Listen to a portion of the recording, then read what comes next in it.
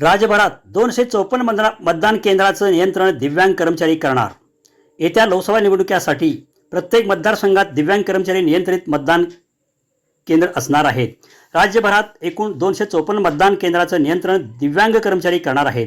केंद्रीय निवडणूक आयोगानं प्रत्येक मतदारसंघात दिव्यांगांसाठी मतदान केंद्रे असावीत यावर भर दिला असून या दिशेनं तयारी सुरू करण्यात आली आहे। रत्नागिरी जिल्ह्यात सर्वात जास्त म्हणजे एकूण 30 मतदान केंद्राचं नियंत्रण दिव्यांग कर्मचारी करणार आहेत।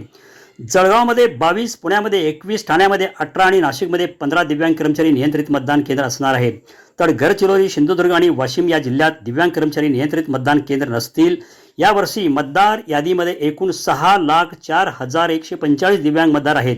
त्यापैकी ज्या मतदारांच्या दिव्यांगत्वाचे प्रमाण 40% पेक्षा जास्त असेल अशा मतदारांपैकी इच्छुक मतदारांना टपाली मतपत्रिकेद्वारे गृह मतदानाची सुविधा उपलब्ध होणार आहे।